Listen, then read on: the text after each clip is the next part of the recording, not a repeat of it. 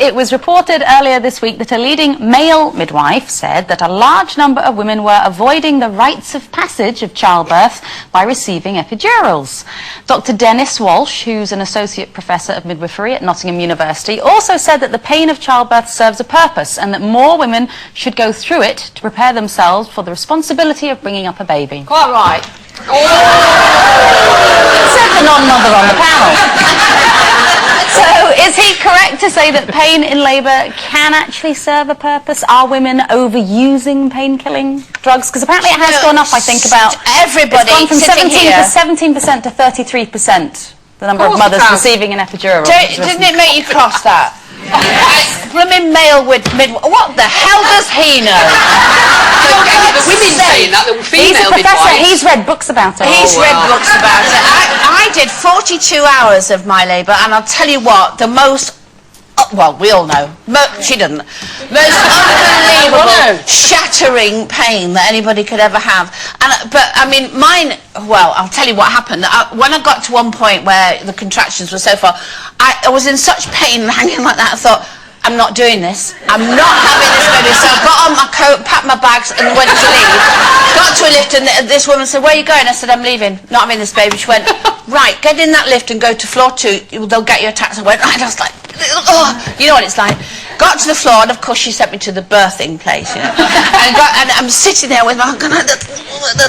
And I absolutely refused to do anything. I wouldn't get undressed. I wouldn't leave my bag. I just said, get me a taxi. I don't want this baby. And the way I got on the bed, and I actually strangled the midwife. Did you have painkillers? I didn't have anything, you see. So she put gas and air, but I was holding onto the gas and air tube like this. And she said, let go. So I went, get up here.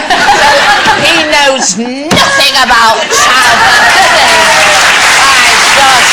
I bet you lived to tell the tale. Yeah, no, so it couldn't have been that bad. I think a lot of women do try very hard, or you start off, especially the first time mum, you have a birth plan, which you're sort of your consultant sniggering at, you know, oh yeah, that's a great planet.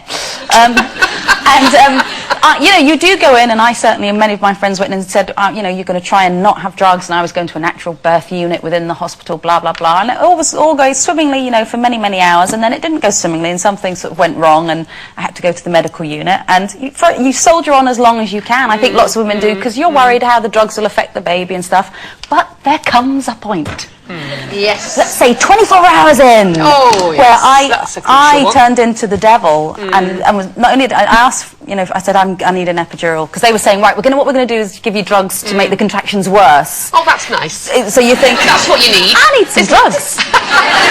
And I remember my poor husband, who's, you know, so very well mannered and very polite, and I said to him, where is he? Where's the anaesthetist? And they were saying, he's on his way. And I said, I hate that. From where? Home? The toilet? America? What makes me laugh about when you talk about things like this, and no, you're right, I haven't been through it, and that's because I'm sensible and you're not.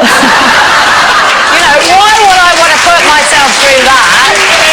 But you know, amongst women, it's very amusing to listen to you all talking about it, because it becomes a kind of competition. It's our war story. To see who had the longest labour, the worst pain, the most awful birth. And it is. It's like it just gets bigger and bigger and bigger.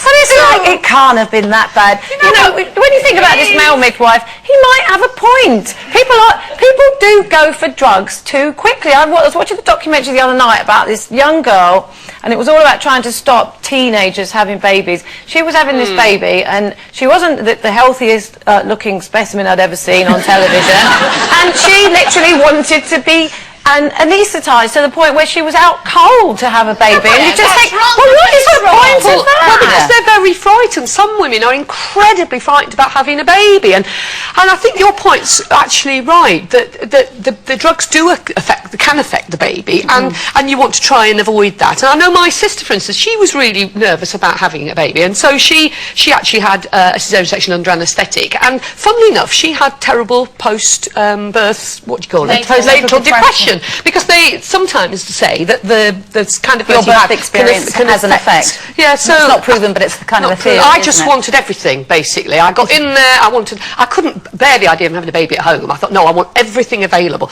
I had the most gorgeous Hawaiian anaesthetist. I remember his face to this day. Never mind the husband. I just wanted to be an anaesthetist. And he came in and he said, I've got you some opiates, darling. I said, bring them on. The best moment of my birth is my husband was standing next to me and the baby was taken away to be weighed, and he gave me some toast and tea and projectile vomit straight over him. Such a sweet story. It's a lovely story.